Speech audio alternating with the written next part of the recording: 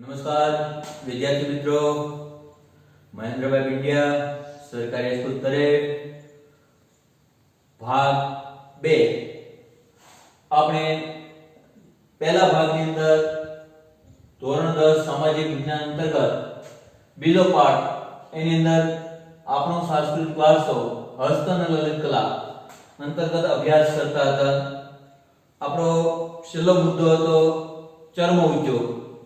ત્યાર પછીની જે કલા કારીગરી આવે છે તે છે હીરા મોતીકામ અને મીના કારીગરી।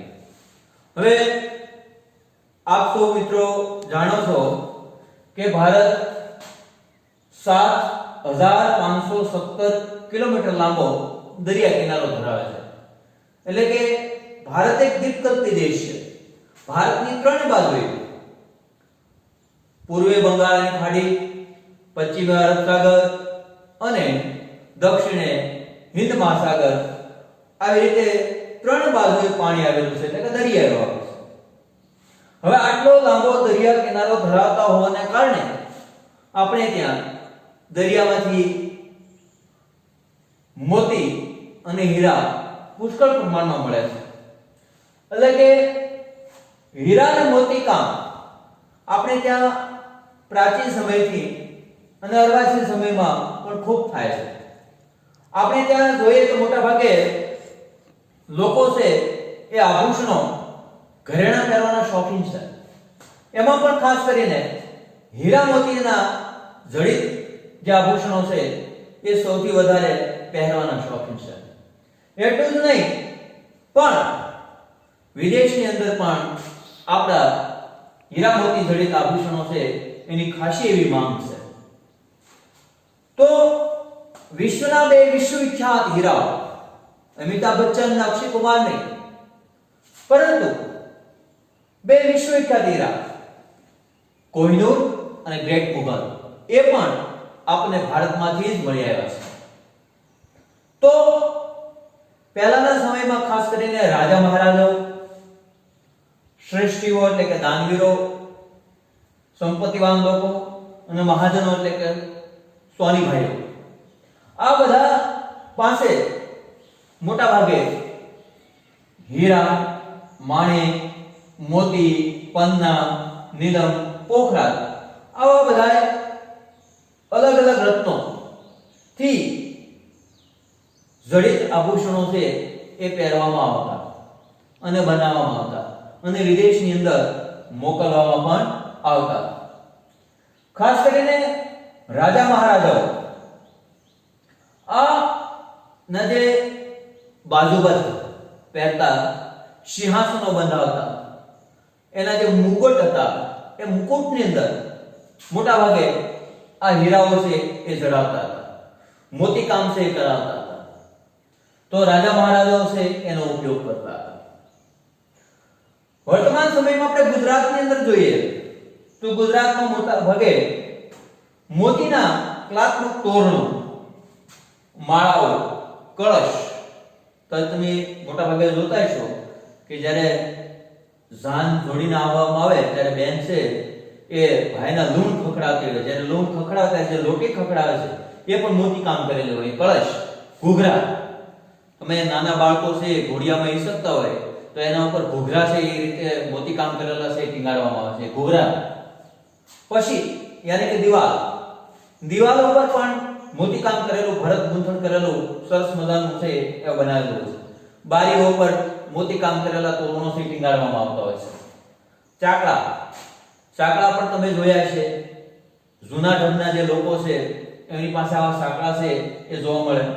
લગ્નના નાળિયેર આજે પણ આપણે ઘણી જગ્યાએ જોઈએ તો પડો એ મોતી કામ કરેલો હોય છે, એના ઉપર મોતી છે ટાંકેલા હોય છે। ઈંઢોણી, કલાત્મક ઈંઢોણીઓ કે જેની અંદર મોતી કામ છે કરેલું હોય છે। પંખા, વીજળો, પંખા એટલે આ છત ઉપર દિવાલ ઉપર લટકાવેલા એ પંખા નહીં, પરંતુ પેલા હાથથી પંખાથી પવન નાખવામાં આવતો એ પંખા। બળદ માટે સુશોભન કરેલા મોડિયા, બળદોને મોડિયાથી બાંધેલા હોય, એના ઉપર મોતી ટાંકેલા હોય, કોડીઓ ટાંકેલી હોય, આવા મોડિયા એના શિંગડા ઉપર પણ આવું મોતીકામ કરેલું, ભરત ગૂંથણ કરેલું સરસ મજાનું કલાત્મક વસ્ત્ર હોય છે. ઝૂલ, એની પીઠ ઉપર, બળદની પીઠ ઉપર આવી ઝૂલ નાખવામાં આવે છે કે જેના કારણે બળદ છે સુશોભિત લાગે છે.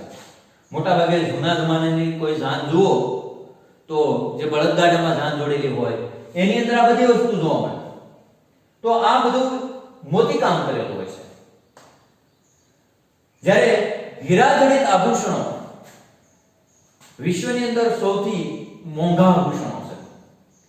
અને આપણે જાણીએ છીએ કે વર્તમાન સમયમાં ગુજરાતમાં હીરા ઉદ્યોગ છે ખૂબ વિપુલ પ્રમાણમાં સુરતની અંદર કેન્દ્રિત થયેલો છે. તો ત્યાં પણ આ હીરા કામ છે જોવા મળે છે. નેક્સ્ટ ટોપિક આપણો છે એની અંતર્ગત મીના કારીગરી. તો એવું કહેવાય છે કે મીના કારીગરીની અંદર ભારતનું સ્થાન વિશ્વના દેશોની અંદર અગ્રીમ સ્થાન છે, આગળની હરોળમાં છે. પરંતુ મીના કારીગરી એટલે શું આ પહેલા આપણે સમજવું પડે. તો એવું કહી શકાય કે સોના ચાંદીના જે ઘરેણા હોય, અલંકારો હોય, એ અલંકારોની અંદર કૌશલ્યપૂર્વક, એટલે કે માની લો કે સોના ચાંદીનું ઘરેણું એટલે કે આપણે વેટી લઈએ, કંગન લઈએ, એરિંગ લઈએ, આવી કોઈ પણ વસ્તુ કે જેની અંદર કૌશલ્યપૂર્વક લાલ, લીલો અને વાદળી રંગોની અંદર પૂરવામાં આવે. તમને ખબર હશે ઘણા લોકો છે એ નંગ વાળી વીટી પહેરે, ઉપર નંગ હોય, એ નંગ અલગ અલગ રંગના હોય. ઘણા લોકો છે એ એરિંગ પહેરે, એ એરિંગ માં મોટા ભાગે આવો રંગ છે પૂરવેલો હોય છે. તો આવો જે રંગો પૂરવાની કલા એટલે મીનાકારી છે. તો આના પરથી વિદ્યાર્થી મિત્રો તમને સમજાઈ શક્યું છે કે સોના ચાંદીના અલંકારોમાં કૌશલ્યપૂર્વક લાલ, લીલો અને વાદળી વગેરે રંગો પૂરવાની કલા એટલે મીનાકારીગરી. આપણા દેશમાં મીનાકારીગરી કયા કયા શહેરોમાં જાણીતી છે એ સમજવા માટે એક નાનું મોટું મેં સૂત્ર બનાવ્યું છે, જે મિત્રો તમે યાદ રાખી લેજો. ઝરી, લીલા, વાગુ, હૈકા. હવે ઝરી, અહીંયા બે શહેરોના નામ છે. ઝ એટલે જયપુર, દી એટલે દિલ્હી. ઝરી, લીલા. હવે એ બે શહેરોની અંદર કયા રંગની મીનાકારીગરી જાણીતી છે એના નામ છે. તો કે જયપુરમાં લીલા રંગની અને દિલ્હીમાં લાલ રંગના રંગો પૂરવાની કલા છે જાણીતી. વારાણસી, વારાણસી શહેરની અંદર ગુલાબી રંગની અને હે એટલે હૈદરાબાદ, અને હૈદરાબાદમાં કાળા રંગની મીનાકારીગરી જાણીતી છે. તો આ આપણે આ ટોપિકમાં મીનાકારીગરી કયા કયા શહેરોમાં જાણીતી છે એ સમજી શકીએ છીએ. વિદ્યાર્થી મિત્રો, આપણો આગળનો ટોપિક છે જરીકામ. હવે જરીકામમાં ભારત પ્રાચીન સમયથી જ આ કલા માટે જાણીતો છે. હવે જરી શેમાંથી બને? ઘણીવાર આપણા મનમાં આવો પ્રશ્ન થાય. તો કે ચાંદી અને સોનાના તારના જે કટકા કરવામાં આવે એમાંથી જે બને એ જરી.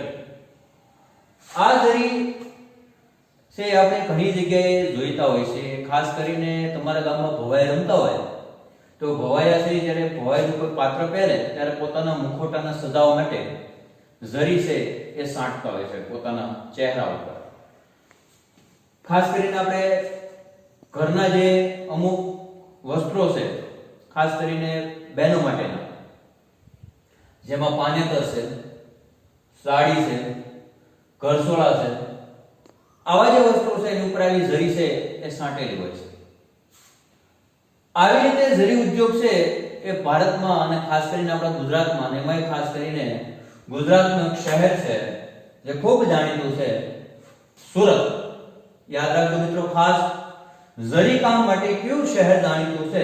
તો એના માટે સુરત શહેર જાણીતું છે. ત્યાર પછીનો આપણો ટોપિક છે ધાતુકામ. હવે જો મિત્રો અહીં એક ખાસ બાબત નોંધ કરી લેજો કે ધાતુ વિદ્યા પ્રાચીન ભારતે ધાતુ વિજ્ઞાન ક્ષેત્રે કરેલું પ્રદાન. આવો એક 4 ગુણનો પ્રશ્ન આવશે જે પાઠ નંબર 5 ની અંદર છે. જ્યારે આપણે અત્યારે પાઠ નંબર 2 જોઈ રહ્યા છીએ જેની અંદર 2 ગુણનો પ્રશ્ન આવે એમાં ધાતુ કામ પૂછાય તો એના મુદ્દા અહીંયા આપણે નોંધેલા છે. પરંતુ 5મા પાઠના મુદ્દાની અંદર ઇન્વોલ્વ થઈ જાય કદાચ જોડાઈ જાય તો કોઈ વાંધો છે નહીં. તો ધાતુ કામ તો કે ભારતની સૌથી પ્રાચીન વિદ્યા છે. કેમ પ્રાચીન વિદ્યા?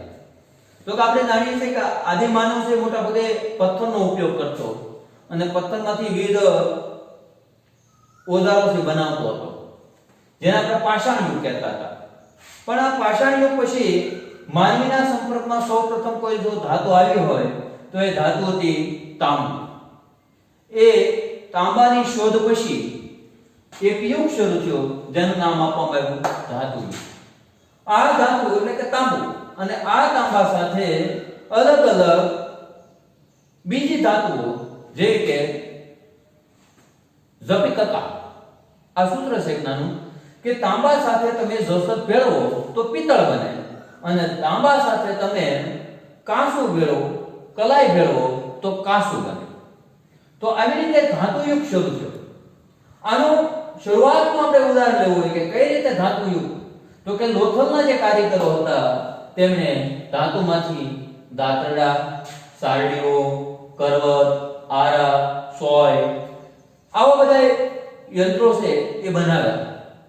ત્યાર પછી આપણે ધીરે ધીરે જોઈએ તો આ ધાતુઓમાંથી વિવિધ પ્રકારના વાસણો, મૂર્તિઓ, પાત્રો વગેરે બનતા ગયા અને વર્તમાન સમયમાં આપણે જોઈએ તો એ યુદ્ધ માટેના વિવિધ અસ્ત્રો અને શસ્ત્રો જેમ કે તલવાર પણ એક શસ્ત્ર છે.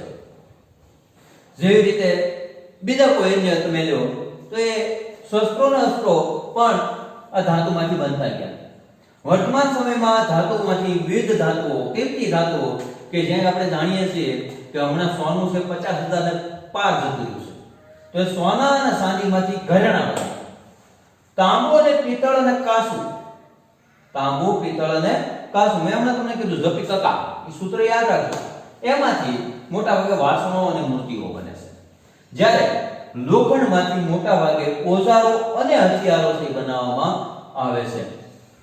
તો સાથોસાથ આપણે થોડુંક 5મા પાઠનું પણ આની અંદર ઇન્વોલ્વ કરીએ તો આપણે ખબર છે કે 16 રાજ્યોના સમયમાં 11મી સદીની અંદર ધાતુ શિલ્પો બનાવવાની કલા પૂરજોશમાં વિકસી હતી. એટલું જ નહીં પરંતુ એના પહેલા સિંધુ ખીણની સંસ્કૃતિના ઉત્ખનન દરમિયાન આપને કાંસાની નર્તકીની પ્રતિમા મળી આવી છે. કાંસાની નર્તકીની પ્રતિમા આ પરથી આપણે ખબર પડે કે એ સમયે સિંધુ ખીણના સમયમાં પણ કાંસુ હતું. તો કે એ લોકો પણ તાંબાની અંદર કલાઈ ભેળવીને કાંસુ બનાવતા હતા. તો આ આપણું ધાતુ કામ છે. આવું જ એક સૌથી સર્વશ્રેષ્ઠ ઉદાહરણ આપણી સામે છે દિલ્હીના મહરોલી ખાતે આવેલો લોહ સ્તંભ કે જેને આજ દિન સુધી કાંટ લાગ્યો નથી. વિચારો મિત્રો કે આપણે ધાતુ વિજ્ઞાન ક્ષેત્રે કેટલા આગળ હતા અને હજી છીએ જ, પાછળ નથી.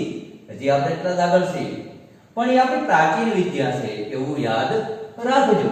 ત્યાર પછીનો આપણો મુદ્દો છે કાષ્ઠ કલા. કાષ્ઠ એટલે કે લાકડું.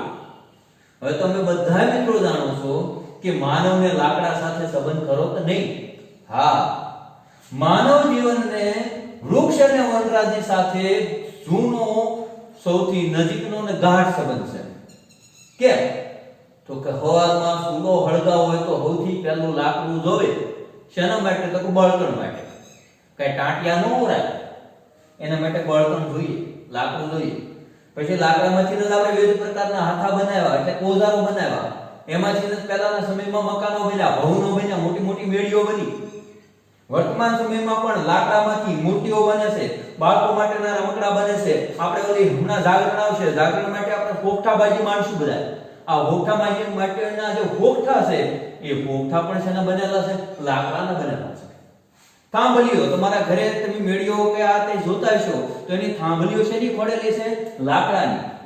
બારીબાણા પણ લાકડાના હોય છે. ગોખલા મૂકેલા હોય ને કોક એ પણ આના છે. અટારીઓ પહેલાના સમયમાં જે મોટા રાજા મહારાજાઓની અટારીઓ હતી, અટારીઓથી તેજમલ ઢોકાણા રે, આવું આપણે કાવ્ય સાંભળેલું છે, તેજમલ ઢોકાણા રે. એ અટારીઓ પણ શેની બનેલી? લાકડાની. રાજા મહારાજાઓના સિંહાસનો એ પણ લાકડાના. ખુરશીઓ, જાળીઓ, આ બધું જ લાકડાનું બનેલું છે. તો આના પરથી આપણે ખબર પડે કે કાષ્ઠકલા ઘણી બધી વિકસિત છે. ગુજરાતમાં ખાસ કરીને મિત્રો યાદ રાખજો, 101 વાર યાદ રાખજો, સંખેડાનું ફર્નિચર અને લાકડાના હિંચકા જાણીતા છે, તો ઈડરના રમકડા જાણીતા છે. આ પરથી આપણે ખ્યાલ પડવો જોઈએ કે ગુજરાતમાં બે શહેરોના નામ, સંખેડા તો ફર્નિચર માટે અને લાકડાના હિંચકા માટે, જ્યારે ઈડર રમકડા માટે જાણીતું છે. મિત્રો આગળનો ટોપિક છે જડતર કામ કલા. જડતર કામ કલા એ ભારતની સૌથી પ્રાચીન કલા છે. હવે આપણે એમ થાય કે જડતર એટલે શું? જડતર કામ કલા એટલે શું?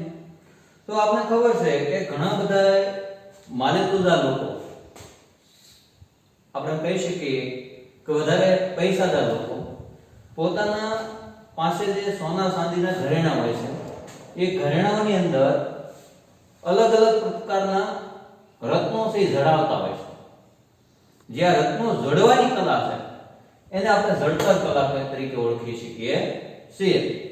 જેમ કે રાજાઓ, સમ્રાટો, શાસકો અને શ્રીમંતો વગેરે લોકો પોતાના જે હાર હોય પહેરવાના, બાજુબંધ, બંને બાજુએ બાજુબંધ જે બાંધતા એ બાજુબંધ હોય, કડા પહેરતા એ કડા, માથે જે મુકુટ ધારણ કરતા એટલે કે મુગટ, દામણી, બહેનો છે મોટા ભાગે દામણી પહેરે છે, એ દામણી, વીટી, નથણી, કાપ, બહેનો જે કાપ પહેરે, તમને ખબર હોય તો મોટા મોટા કોઈ કાપ, એની અંદર આવા બધા આભૂષણોની અંદર હીરા, માણેક, મોતી વગેરે જે જડાવવાની કલા છે એને કહેવાય જડતર કામ કલા. હવે જડતર કામ કલા માટે ખાસ યાદ રાખજો મિત્રો, 101 વાર નોટ કરી લેજો.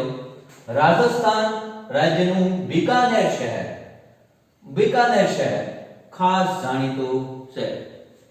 ત્યાર પછીની આપણે એક કલા છે અકીક કામ કલા. પહેલા પ્રથમ તો આપણે અકીક એટલે શું એનો અર્થ સ્પષ્ટ કરી દઈએ. તો કે નદીઓના ખીણ પ્રદેશમાંથી મળી આવતો અતિ કિંમતી સિલિકા મિશ્રિત, સિલિકા કહેતા રેતી સાથે ભળેલો ભૂરા કે સફેદ રંગનો એટલે કે કેલ્સિડોનિક પથ્થરને અકીક કહેવામાં આવે છે. મિત્રો તો આપને ખબર પડી ગઈ છે કે ક્યાંથી મળી આવે, તો કે નદીઓના ખીણ પ્રદેશમાંથી. નદીઓના ખીણ પ્રદેશમાં તમે જાઓ તો એના કિનારે અકીક પડ્યા હોય. અત્યારે તમે ઘણા લોકો છે મોબાઈલની અંદર વોલપેપર વાપરે છે. એ વોલપેપરમાં તમે જોતા તો કાળા અને ભૂરા અને સફેદ રંગના ઘણા બધા અકીક વાળો એક વોલપેપર છે, જેને તમે ટચ કરો તો એ એની ઉપરની જે પાણી હોય એ હલે એવું દેખાય, એ અકીક છે. પછી ઘણા એની નોટબુકો છે, નોટબુકના પેજ ઉપર આવા અકીક છે એ મૂકેલા છે, ઘણી જગ્યાએ જોયેલા છે. તો એ અકીક જે કેલ્સિડોનિક પથ્થર છે, ભૂરા કે સફેદ રંગ. હવે આ અકીક પર ઘણી બધી જગ્યાએ આભૂષણો બનાવવામાં આવે છે. એની સાથોસાથ બીજા પણ બે પથ્થરો કિંમતી મળી આવે છે આપને. એક છે અકીક, બીજો છે સકમક અને ત્રીજો છે અર્ધપારદર્શક રાતો પથ્થર, જેને કાર્નેલિયન કહેવાય છે. તો આ મુખ્ય પથ્થરો આપને નદીઓના ખીણ પ્રદેશમાંથી મળી આવે છે. ગુજરાતમાં ક્યાંથી મળી આવે છે? તો ગુજરાતના બે મુખ્ય સ્થળો છે, સુરત અને રાણપુર. હવે અહીંયા મિત્રો યાદ રાખજો કે જરી કામ માટે સુરત જાણીતું છે, પરંતુ અકીક કામ માટે સુરત ક્યાંથી મળે છે? તાપી નદીમાંથી મળે છે આપણને અકીક. પણ અકીક ઉપર કામ, ઘરેણા બનાવવાનું કામ કઈ જગ્યાએ થાય છે? તો મિત્રો યાદ રાખો, ખંભાત. અકીક કામ માટે કયું શહેર જાણીતું છે? તો કે ખંભાત શહેર જાણીતું છે. કારણ કે અહીંથી અકીક ખંભાત લઈ જવામાં આવે છે અને ત્યાં પછી એના ઉપર પ્રક્રિયા કરીને, પેલ પાડીને, એને વીંધીને, એના મણકા બનાવીને એને અલંકાર બનાવવામાં આવે છે. અકીકના પથ્થરોમાંથી વર્તમાન સમયમાં પણ હજી ઘણા લોકો માળાઓ બનાવે છે. એની બરાબર વચ્ચે હોલ પાડી દેવામાં આવે, કાણા પાડી દેવામાં આવે, એના મણકા બનાવી નાખવામાં આવે અને એ માળા છે એ પછી પહેરવામાં આવે છે. આમ અકીક છે એ પણ વર્તમાન સમયમાં ઘરેણા બનાવવામાં ઉપયોગી છે. આગળનો આપણો મુદ્દો છે ચિત્રકલા. ચિત્ર. મિત્રો, ચિત્ર દોરવાની તમને બહુ મજા આવતી છે અને આમે ભારતમાં સૌથી વધારે આગળ પડતી જો કોઈ કલા હોય, બધી કલાઓની અંદર અગ્રીમ સ્થાન ધરાવતી કલા તો એ છે ચિત્રકલા. ચિત્રકલા માટે બે બાબતો ખૂબ મહત્વની છે: રંગ અને રેખા. રંગ અને રેખા વડે કલા અને સૌંદર્યનું રસપાન કરાવતી જો કોઈ કલા હોય તો એ છે ચિત્રકલા. એની અંદર બે બાબતો, એક જડ બાબતો. હવે આપણે ખબર છે કે આપણે કુદરતી દ્રશ્ય દોરતા હોઈએ અથવા તો કોઈ એવું દ્રશ્ય દોરતા હોઈએ તો એની અંદર અમુક જડ પદાર્થોને આપણે લેવા પડે. દાખલા તરીકે તમે જે બેન્ચ ઉપર બેઠા છો વિદ્યાર્થી મિત્રો, એ જડ પદાર્થ છે. તો તમે જે બેઠા છો એવું કીધું હોય કે બેન્ચીસ પર બેઠેલો વિદ્યાર્થીનું ચિત્ર દોરો, તો એની ઉપર બેન્ચીસ જે છે એ જડ પદાર્થ છે, પણ એના ઉપર બેઠેલો જે વિદ્યાર્થી છે એ ચૈતન્ય છે. કેવો છે? ચૈતન્ય છે. તો હવે આપણી આજુબાજુ જડ પદાર્થો અને ચૈતન્ય પદાર્થોનું વર્ણન કરતું, સ્વરૂપોનું વર્ણન કરતું જો કોઈ કલા હોય તો એ છે ચિત્રકલા. ભારતમાં ચિત્રકલા ખૂબ પ્રાચીન છે. એનું ઉત્તમ ઉદાહરણ છે હડપ્પીય સંસ્કૃતિના અવશેષો. મિત્રો, હડપ્પીય સંસ્કૃતિના 5000 વર્ષ જૂના જે કાંઈ અવશેષો મળી આવ્યા છે એમાંથી આપણે ચિત્રકલાના નમૂના મળી આવ્યા છે, ગુફા ચિત્રો મળી આવ્યા છે. આદિ માનવે જે ગુફા ચિત્રો તૈયાર કરેલા પાષાણ યુગ દરમિયાન, એની અંદર પશુ અને પક્ષીઓના એ ગુફા ચિત્રો છે દોરેલા છે, એ આપણે મળી આવ્યા છે. અને જ્યારે કોઈ પણ જગ્યાએ આપણા પુરાતત્વ ખાતાએ ઉત્ખનન કર્યું હોય, ખોદકામ કર્યું હોય, ત્યારે તે જગ્યાએથી કોઈ ને કોઈ ગુફા ચિત્રો આપને પ્રાપ્ત થયા છે. આ અવશેષો પરથી આપણે કહી શકીએ કે ચિત્રકલા એ ખૂબ જ આગળ પડતી અને ખૂબ પ્રાચીન કલા છે. તો હડપ્પાના લોકો જે હતા તેમને માટીના વાસણો ઉપર, જે આપણે માટીના વાસણો શરૂઆતમાં માટીકામ કલા જોઈ ગયા, એના ઉપર એ જે માટીના વાસણો હતા એના ઉપર ફૂલછોડ, વિવિધ પ્રકારના જે ફૂલછોડ આવે છે એની ભાર પાડેલી છે. એટલું જ નહીં, પણ તમે જે ભૌમિતિક આકારો રચો છો, ત્રિકોણ, રેખા, રેખાખંડ, વર્તુળ, આ અર્ધવર્તુળ, આવું જે કંઈ રચો છો એવા ભૌમિતિક રેખાખંડોની ભાત પણ આ હડપ્પાના લોકોએ માટીના વાસણો પર પાડેલી છે. એટલું જ નહીં, આપણે એથી આગળ વધીએ તો હડપ્પા સમયની જે આપણા અવશેષો મળ્યા છે તેમાં મધ્યપ્રદેશ જે આપણું રાજ્ય છે એનું ભીમબેટકા છે. એ ભીમબેટકાની અંદરથી ગુફા ચિત્રોની અંદરથી આપણને વિવિધ પ્રાણીઓના જેવા કે હાથી, ગેંડો અને હરણ ના ચિત્રો છે એ પણ પ્રાપ્ત થયા છે, જે ખૂબ પ્રાચીન હોવાનું મનાય છે, કારણ કે આદિમાનવ બનાવ્યો હોય એવું માનવામાં આવે છે. તો વર્તમાન સમયની અંદર જોઈએ તો ભારતનો ચિત્રકલાનો સર્વશ્રેષ્ઠ જો કોઈ નમૂનો હોય તો એ છે અજંતા ઇલોરાના ગુફા ચિત્રો. મિત્રો, મેં મારી નરી આંખે ત્યાં જઈને રૂબરૂ આ અજંતા ઇલોરાના ગુફા ચિત્રો જોયા છે. એકદમ એ સમયના, એટલે કે ખાસ કરીને જે તે સમયે ગૌતમ બુદ્ધ થઈ ગયા અને ગૌતમ બુદ્ધના સમયના સમાજ જીવનને આલેખતા ચિત્રો આ જોવા મળે છે.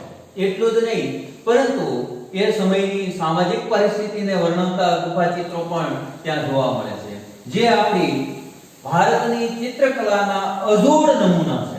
એટલે કે અજંતા ઇલોરાના ગુફા ચિત્રો એ ભારતની ચિત્રકલાના બેદમૂન અજોડ નમૂના મનાય છે. વર્તમાન સમયે કે પ્રાચીન સમયથી આપણે જોતા આવીએ છીએ કે જ્યારે ભારતના લોકોની ઘરે કોઈ મંગળ પ્રસંગો હોય, કોઈ માંગલિક પ્રસંગો હોય, ત્યારે સ્વસ્તિક કરતા સાથીઓ દોરવામાં આવે છે, તેમજ કળશ, મોટા મોટા કળશ છે દોરવામાં આવે છે, સુસ્વાગતમ સુભાગતમ લખીને કળશ છે દોરેલા હોય છે. ગણેશના ચિત્રો, ગણેશ ભગવાન, ગણપતિ આપણે જોઈએ છીએ કે કોઈ પણ ના ઘરે ગણપતિનું ચિત્ર તો દોરેલું હોય જ મિત્રો. તો એ ગણપતિ, અને તમે દક્ષિણમાં જોયું હશે કે દક્ષિણમાં ભારતના રાજ્યોની અંદર રોજે રોજ રંગોળી પૂરવામાં આવે છે. તો આ રીતે રંગોળી પણ વર્તમાન સમયમાં અને પ્રાચીન સમયમાં જોવા મળે. આ પરથી આપણે એવું લાગે કે ચિત્રકલા કંઈક સૌથી આગળ પડતી કલા છે, અગ્રીમ કલા છે, મુખ્ય કલા છે. તો એના માટે અત્યારના પુસ્તકમાં નહીં પણ જૂના પુસ્તકની અંદર જુઓ તો તમને એક વાક્ય જોવા મળશે કે વિષ્ણુ પુરાણની અંદર એવું કહેવામાં આવ્યું છે, વિષ્ણુ પુરાણની અંદર, કે જેમ પર્વતોમાં સુમેરુ, પક્ષીઓમાં ગરુડ અને મનુષ્યોમાં રાજા શ્રેષ્ઠ છે, તેમ બધી કલાઓમાં ચિત્રકલા સર્વશ્રેષ્ઠ છે. મિત્રો, આ કોટેશન તમારે યાદ રાખવું. વિષ્ણુ પુરાણની અંદર આવું આલેખવામાં આવ્યું છે. આ ઉપરથી આપને ચિત્રકલાનો મુદ્દાવાળી જવાબ છે એ આમાંથી મળી રહેશે.